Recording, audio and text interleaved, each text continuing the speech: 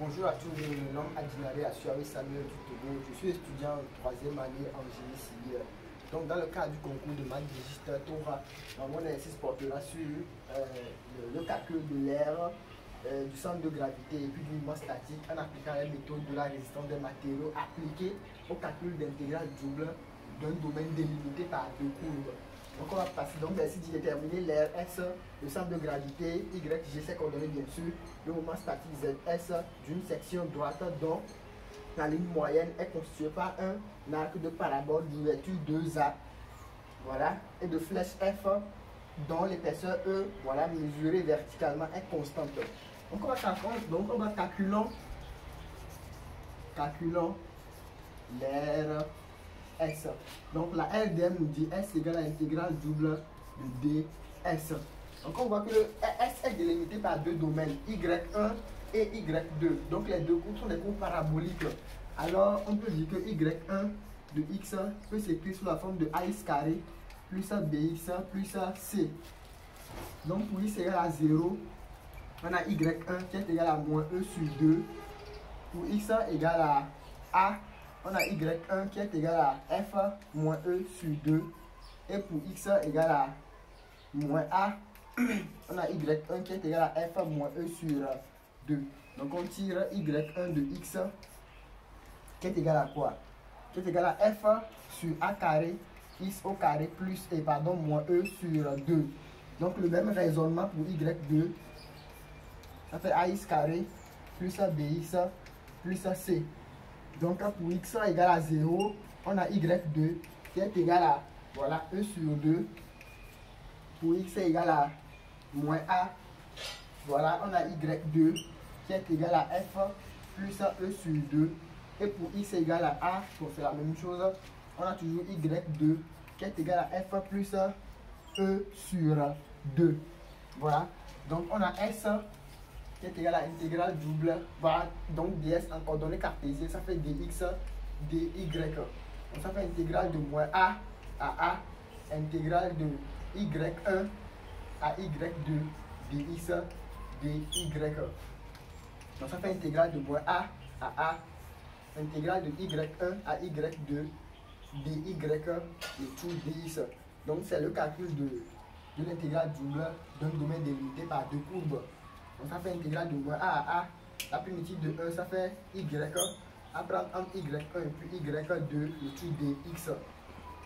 Donc ça fait intégrale de moins a à a, y2 moins y1, le tout dx. Donc ça fait intégrale de moins a à a. Donc y2, ah voilà, j'ai pas oublié, donc y2 de x s'écrit sous la forme de f sur a au carré x carré plus e sur 2. Donc si on fait y2 moins y1, donc les deux termes vont se simplifier, on aura 2 fois e sur 2. Donc ce qui donne e dx. Donc ça fait e de x à prendre entre moins a et a. Donc ça fait quoi? Ça fait ea plus ea. Et puis on a s qui est égal à 2 a e. Voilà. Donc on va passer au calcul du centre de gravité.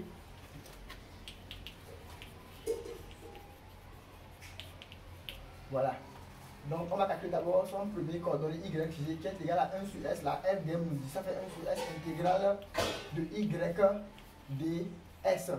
Donc ça fait 1 sur S intégrale double de Y dx dy. Donc ça fait 1 sur S intégrale de moins a à a, intégrale de y1 à y2 y dy dx. Donc ça fait quoi? Donc ça fait 1 sur s intégrale de moins a à a. La primitive de y ça fait quoi? Ça fait 1 demi de y au carré à prendre entre y1 et puis y2 dx. Donc on peut sortir le demi. Donc ça fait 1 sur 2s intégrale de moins a à a. Voilà y2 au carré moins y1 au carré dx. Donc si on calcule y2 au carré moins y1 au carré, ça fait quoi? Identité remarquable, y2 moins y1 facteur de y2 plus y1. Donc y2 moins y1, ça fait quoi? Ça fait e facteur de. Donc si on revient ici, y2 plus y1 les deux termes vont se simplifier et on aura ce terme deux fois. Donc ça fait 2 F sur A carré X au carré. Donc ça fait 2 FE X carré sur A au carré. Donc on a YG qui est égal à 1 sur 2S intégrale de moins A à A de FE X au carré sur A carré dx. Donc les deux, bon, on va faire sortir ce terme là. Donc on aura YG qui est égal à 2FE sur 2S A carré intégrale de moins A à A X carré dx. Donc ça les deux vont se simplifier. Donc ça fait FES A carré. Voilà, 1 tiers de X au cube à prendre entre moins A et puis A. Donc ça fait FE sur S A carré, le 1 tiers va sortir. Donc ça fait A au cube plus A au cube. Donc ça fait FE fois, donc ça fait 2A au cube sur S A carré fois 3. Donc ça fait FE fois 2A au cube. Donc S ça fait 2AE. Donc ça fait 2AE A carré fois 3. On passe à la simplification. Voilà, donc on a YG qui est égal à F sur 3. On va calculer ZG.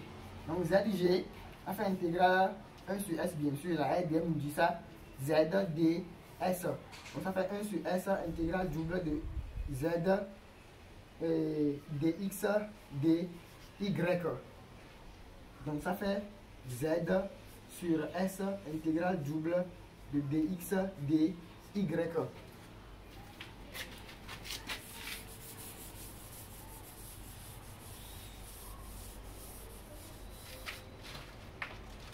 Donc on a ZG qui est égal à quoi? On fait Z sur S. Voilà, donc intégrale double de dx dy. Donc l'intégrale double de dx dy, on avait calculé, ça fait S. Donc ça fait Z fois S, le tout sur S. Donc on a ZG qui est égal à Z. Or, Z est égal à 0. Donc on trouve ZG qui est égal à 0. Donc on va calculer maintenant le moment statique S, le moment statique SZ. Donc la RDM nous dit que SZ, ça fait quoi? Ça fait YG fois la surface. Donc YG, on avait calculé, ça fait F sur 3. Donc ça fait F sur 3 fois la surface qui est égale à 2AE. Voilà, donc on a SZ qui est égal à 2A FE, le tout sur 3. Donc voilà, nous voilà, ça y est, bon, voilà, on a terminé notre exercice comme ça, on a déterminé l'air, le centre de gravité plus le moment statique. Donc en fait, ces calculs nous permettent en génie civil de faire le dimensionnement d'une structure telle que lorsqu'on va appliquer les contraintes sur cette structure, puis il n'y a pas de déformation. Merci beaucoup.